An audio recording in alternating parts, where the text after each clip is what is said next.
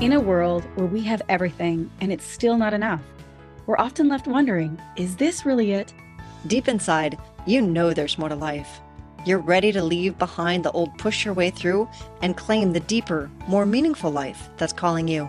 That's what we invite you to explore with us. We're your hosts, Stephanie Allen and Maren. And this is the Soulful Leader Podcast. Yay!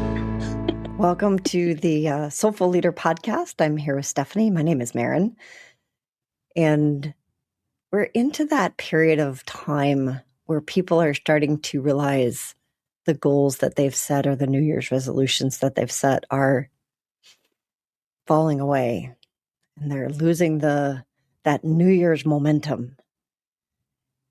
And I think there are quite a few reasons for that. And I think we're going to talk today about maybe one that we haven't really considered before, which is, it's definitely something that not a lot of people talk about anyway, which is that if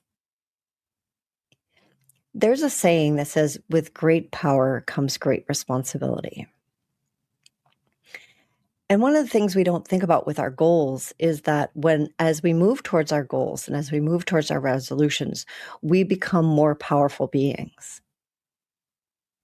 And I think that there's this intimidation factor around that and a fear of being responsible and what that means in our lives. So it's much easier to let the goal slide, let the resolution go, than to step into that empowered self that's calling us.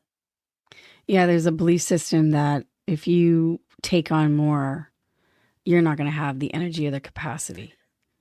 You're going to be overwhelmed. You're going to be burnt out. And, you're responsible. And I'm not saying about being responsible for everybody else. We're talking about the ability to respond to life, to what wants to. And I think that inner narrative is also a negative one, saying that it's burdensome or it's a struggle or it's going to be something bad, instead of this is really interesting because yesterday I was talking to somebody who was having a dream, a realization. And they said, if I could just, do something that would give me like $1 million to do this, I would do it all the time. And then she goes, no, not $1 million, maybe even like $1,000. Like she downgraded it. And I said, well, what if somebody could give you $1 million to do what you love and what you find beautiful? Well, she goes, I felt like that was just a little bit too much to ask. I was being greedy. And I was just kind of reflecting on that. It's like, we have these little thimbles that we say, well, if you can fill that thimble full, I'll be enough. That's good. That's great. I'm happy. When really, what if somebody wanted to give you so much more? And of course, we've just come through the holidays. And so to me, the Christian holiday of Christmas has so much more meaning to it than what we are doing it right now as a consumer sort of holiday. But even if it's a consumer holiday, even if that's where you're at too, that's fine. Think about it as a way of like presencing, gifting somebody, and also receiving. Like even on that very basic level, we tend to push away the presents in our life. We tend to push away things that people are giving to us. I'm like, oh, that's too much. I don't need that. I don't deserve that. Or you've done so much already. But what if actually life wants to give us so much more, and we are playing at the size of a thimble? I'm just curious, like, what would life be like if we could change that? What would the world be like if we changed that? I think that's such a powerful question, and one that I can only answer on an individual level, right? So for myself, I just recently had a conversation, that very conversation with my coach, the person that I work with who coaches me. And I'm stepping into a whole new level of who I am and what I'm doing here to serve on this planet. And there was that fear factor of, if I step into that, I will be responsible because I'll know more right? We say that knowledge is power, and yet with knowledge, when we know more, we're responsible for more. And I want to talk for a moment about that word responsible, because it does feel oftentimes in our society, it's a burden. I like that you used that word earlier. Yeah. It's a burden. You're responsible for that.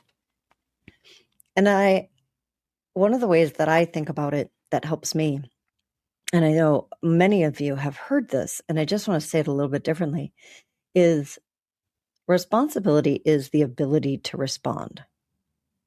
So if I go back to that thing that I said at the very beginning, where it's with great power comes great responsibility, that feels overwhelming.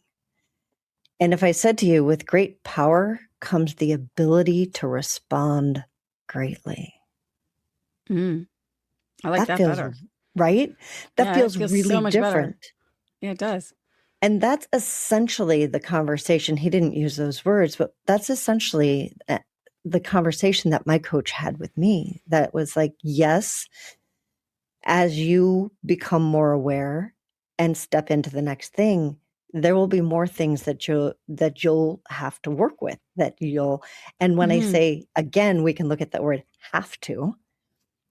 I can say, oh, I have to work with that. Or there are things that I have with which I can work. So there are gifts there for me. And we tend to go to the story of burden and overwhelm instead of opening the gift. I love that you said that about, like the holiday time, of opening the gift of there's something of benefit there for me. And where is it? It's hidden in the words somewhere. It's hidden in the road signs somewhere. It's hidden for me. And yet we want to go la la la la, like what was the monkeys? Hear no evil, see no evil, speak no evil, right? We just want to cover everything and be like, no, I can't see you. No, I can't hear you. Don't make me do it. I know. And really, I often will say is like, well, what are we believing when we do that? Like, are we, like you said, are we believing that it's going to make it worse? Like when people will say to me, it's like, oh, you own your own business. Oh my gosh, that must be such a overwhelming thing. I'm like, oh my God, I wouldn't have it any way. I'm a horrible employee. I'm terrible because I'm like, well, I see things differently, or I want to do this. And what do you mean I have to follow the rules? And what do you mean I have to stay within it? And I'm not saying, I'm just like looking at, there are good and bad in everything that we do. If you just stay on that level of good and bad in everything that we do. But if you look at, you have one life. How do you want to live this one life? Do you want to live it in a beautiful cage? It's beautiful. It's a beautiful cage. It's beautiful. Or do you want to spread your wings and fly? And that cage is the fear. Right. And it's like, well, this cage is good enough. It's beautiful. It's pretty. It's the thimbles that you're talking about. I got I got those little thimbles. Just a little bit. And I think we go, oh my God, but what happens if the door opens and I set myself free out of this cage? I might die. I might just fall to the ground and die. Yeah, well, that could happen. But here's the thing. There might be some things you could learn in order to spread your wings, in order to learn how to flap those wings and discover. And it's like, I don't think we ask big enough questions to ourselves, like the what ifs. And I related it. I'm relating this to being able to build a practice to be skillful, to become more responsible, or the ability to respond greatly. I love that. And that is a practice that takes skill, and it's worth it. And someone was saying to me the other day, they're like, I don't think people want to be responsible. I don't think people want to be awake and aware and conscious and read their future. I think they just want to like you said, nah, stick your fingers in your ear and go, nah, I don't hear it. And I think about this being in relationships or in life when we've had quote unquote red flags. It's like, oh, the signs were there. Wasn't going to be a good relationship, but I ignored them. And after I don't know how many red flags, then all of a sudden I really got my heart broken. But what if you could catch those red flags earlier? Well, I don't want to, part of us can go, well, I don't want to catch them because I just want to be in the moment. I just want to like experience it. Yeah, but that's like driving down a street and there's a sign that's flashing saying, slow down, detour ahead, men or people at work. If you don't pay attention to those signs, you're either going to take out one of those people at work or you're going to fall into the hole or it's going to cost a lot to your car, to its damage, to the inconvenience. And that's true in our life too. Yeah. If we don't build the skill to look at the red flags or to look at, the signs and the wonders that are happening and not judging them as right or wrong or good or bad, because then we get kind of concrete. We think it's like a concrete block. Well, we can't change it. There's a red sign and there's no other way. I have to go take the detour. Well, do you? Or maybe there's another way, or maybe you stop and you walk, or maybe maybe there's so many different choices that I don't think we give ourselves choices. We don't. It's an either or kind of a choice instead of like, well, what if there was lots of different ways of looking at it or experiencing it or walking through it? I want to go back to what you said about it's a skill. Because I think that people assume that you either know or you don't. Well, yeah, there's that either or again, right? Right? Yeah. And they don't think about it as, our trades people understand skills. Everybody who does work, we think of work as a skill. And that's, I have to learn this skill to be able to do my work, et cetera, et cetera. We don't think of our living life as a skill. Yeah, good point. And so here's a great question. What might it look like if you were to live a more skillful life? Yeah, what a great question. And what would you need in your life to make it be more skillful? Like, are there individuals that you would maybe recruit to help you build some skill, or where do you need to go? To even understand what that means for you. Right. Like we kind of look at it as a way of like, oh, this is the job I want to have when I grow up. So therefore I have to go to college or university or a trade or whatever. We don't tend to look at it as our life of like, well, what is it that you want out of life? Well, I want more peace, or I want more joy and happiness or health. Well, there's going to be certain skills you're going to need to develop in order to get there. Where do you need to go? Who can help you? What kind of skills do you need? These are great questions that we don't look at it, I think. And it's not concrete. There's just one way to do it. There's many ways to unfold that in your life. There's many possibilities. And it has to start with the willingness to unfold it. Mm-hmm. Because if you are going through life with your fingers stuck in your ears, la, la, la, la, la, I don't want to hear you, right? Kind of like I was approaching, something that I've been wanting for most of my life is starting to change in me. And I'm feeling the change, and it got scary. And so I knew that there was a part of me going, oh my God, I don't want to go there because that's scary as all get out. And so I took it to my coach and said, I want to talk about this. I need help. And there's, again, skillfulness with life, right? Mm-hmm. I wanted to be skillful. I didn't want to go back to who I was. And I was scared to go forward to who I'm becoming. And so what do I do with that? How do I deal with that? Mm-hmm. I didn't want to go through life with my la, la, la, la, la, I can't hear you in my ears, or, like I putting my hands in front of my face.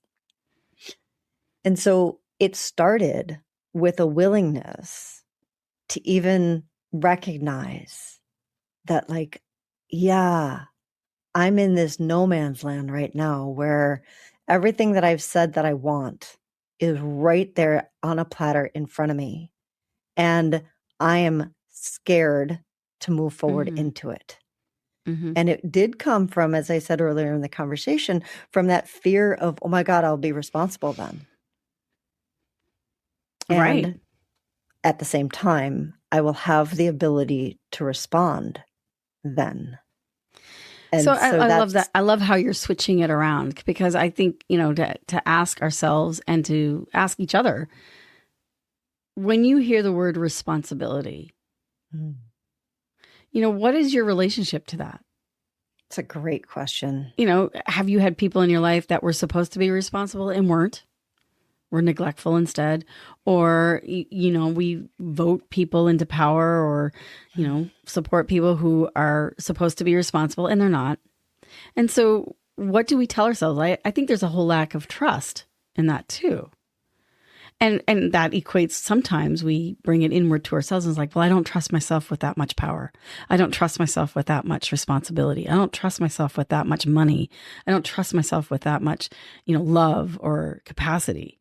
So we go back to the thimble and say, I'll just take that. Thanks. I can deal with this. So what do you have to say about that, Maren?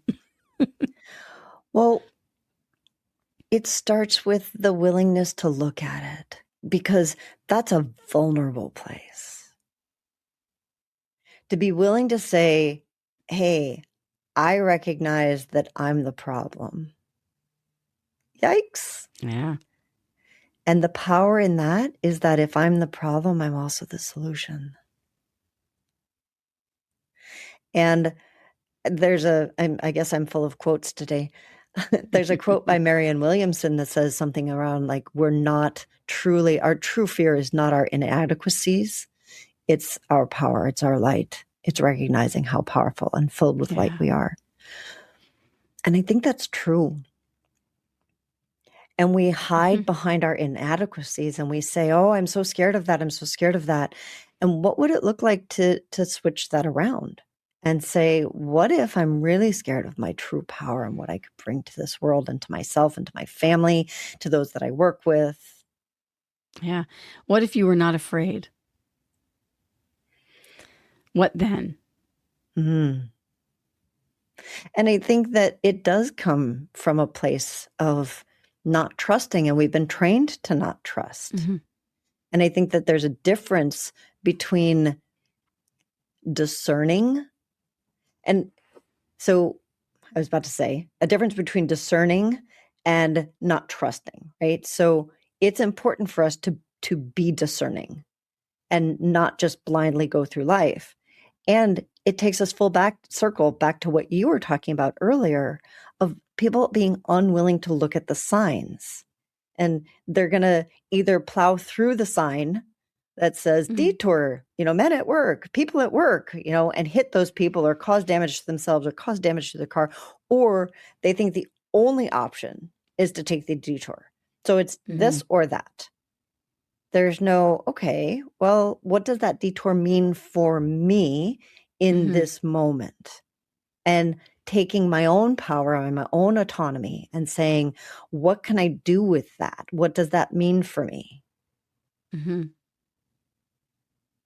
That's where we build trust for ourselves, is by asking those questions and by stopping in each of those moments and saying, okay, that might be for me. That might not be for me. How will I know? We have to start the conversation. I think also trusting not just ourselves, because that can be kind of looking navel gazing at times. That's a part of it. But even thinking like trusting something greater, something that I always say, like in my yoga class, when, who put that air in your lungs? Who's making your heart beat? That's kind of a Rumi quote too. Who sees with your eyes? Who hears with your ears? Who speaks words with your mouth? Like, who is that anyway?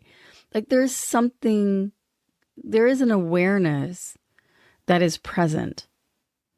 I mean, there's all kinds of different names that many different faiths or religions or belief systems believe in it. And you can find your own, but it's like when there's something that we believe in, something greater than just ourselves that is going on, that has us incredible guidance and hands behind it. There's something that helps me rest and surrender. Like you talk about being vulnerable. I need that in order for myself to be vulnerable. That there is something going on that I can't see or know. And I think going back to that, why do we not want to know? Why do we want to stay ignorant? We think ignorance is bliss when it's not. It's like we miss those road signs. We miss those red flags. in our relationships, in our life, in our work. And then next thing you know, I mean, how many times have we heard this before is when people say, oh my God, I didn't see it coming. It just, it just hit me. It totally sideswiped me. Well, I don't want to be sideswiped. I don't want to be, I want to see it coming. I want to be able to go, oh, it's coming. Okay, step out of the way. Right. Because the only way you can be in choice is if you see it coming.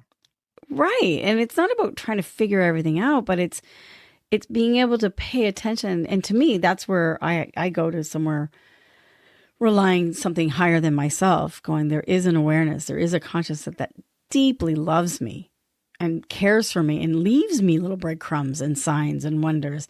It's up to me, though, to build the skill of life to pay attention, but not to be skeptic, not to be, some sort of, hard ass kind of, I don't trust anybody kind of thing. It's just like, oh, being curious, going, oh, that's interesting. I wonder what that means.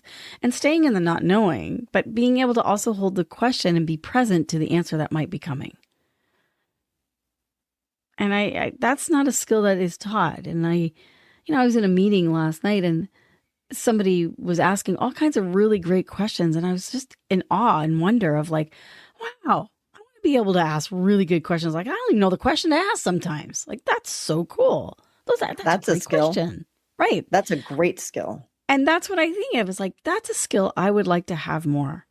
And that's been something that's been on my skillful list for a long, long time, is to ask better questions, which allows me to stay in the uncomfortability and to let go of the old stories that I'm telling myself that might be causing me, like I said, about what I believe about responsibility. If there are old stories in there, there's no space or room for possibility to come in.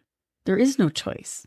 Without awareness, you will not have freedom and choice. And everybody, it's as it seems, we say we want freedom and choice, but maybe we really don't. Maybe we want someone dictating to us, what time we go home. Like, think about back to COVID. You can't do this. You have to have 6 feet apart. You have to wear a mask. At first, everybody complied. And then after a while, people, not so much, So it does oftentimes feel easier to just we're going to go back to that word responsibility of like, I'm not responsible. I was told I need to do this and I'm going to do it. And then now I can put the quote unquote blame on somebody else. Well, the other thing that happens is when I put the blame on somebody else, then I also have no choice for myself. That means that I'm always under that thumb, if you will, and I'm not developing my skill in being able to discern, being able to choose, being in charge of my own life. You essentially just gave your power away to someone you just blamed. Exactly. And I think that's a real key. If you catch yourself blaming someone, you're literally giving them your power. And then, of course, the blame returns back into shame. And that's where we literally weigh ourselves down. And again, we erode our powerless. We make ourselves powerless. And to make it practical, even more practical than that, is that when it returns to us we start to feel it in our bodies. When you said it weighs us down. So it could be showing up in your body as literal weight. It could be showing up in your body as dis-ease, which we call illness. It could be showing up in your body as migraines. It could be showing up in a string of bad relationships. It doesn't just magically go away. Just because we're ignoring it does not mean it goes away. I'll tell you, I think this is all coming up because we've just finished the 12 Days of Christmas just a few weeks ago. And it's something that we as a Soulful leaders, we have as a yearly practice every year. So, if you missed it, no worries. It's going to come about again. Look for us this December, every December, actually. And it is a practice that I've done, and Maren's done for a long, long time too, but I've done for like decades. And I still don't feel adequate. And I think that's the other part of it in our society. We think we have to reach a certain level and a certain level of excellence or proficiency and I want to empower you all that are listening to let that go. Like, what if the skill of life was never ending and it was good, it was enjoyable? Like, it doesn't have to be a burden. And so rewiring our inner thought processes that it's okay to make mistakes. It's okay to ask questions. It's okay to be vulnerable. It's okay to have someone to help you and support you. It's okay to receive and to give. Like, what if everything was actually really great and it was helping you build skill no matter what? No matter what. I want to say it's actually better than okay for all of those things. All of those things are what we actually are striving for. They are what make an exceptional life. Mm. And if there's any part of you that gets excited about an exceptional life, then you don't want to be shuffled along with everybody else along the same stream and down the same detours. Right. But I'm wondering even if we even know what an exceptional life is. We don't. We're exploring that. It will be different for every single one of us. So, and for all, I mean, what does that even mean? What would you like it to mean in your life? I think, we're posing lots of different questions, and I love the questions, to allow those questions to just percolate within you and let them be conversation starters with other people. Like, have those conversations, not to get to the answer or to figure it out, but to open up possibilities for you. And to go back to the very beginning of the conversation where it's mid-January and we're starting to go about our goals. When we stay in the quest, in the question, in that place of possibility, that opens the door for the excitement of the goals that we're setting to continue. So we get less bogged down and we actually achieve more because we're in that quest. Mm-hmm. It may seem ass backwards, and it's actually not. What we've been doing as a society is the stuff that's backwards. So, yeah. And if you're interested, as you know, we do our podcast every other week, or maybe you're new and you don't know. So we offer a podcast every other week. In those in-between weeks, you can find a blog post from us and we send it via email. So head on over to our website, tslp.life, and sign up for our email list. We never spam. And or watch us on YouTube. So you can find us, you can see our little talking heads on our YouTube channel, which is The Soulful Leader. You can also find us on Facebook and LinkedIn under The Soulful Leader. And we look forward to hearing from you, getting your feedback. What would you love to hear us talk about? Do you have a subject in mind? Let us know. See you in 2 weeks.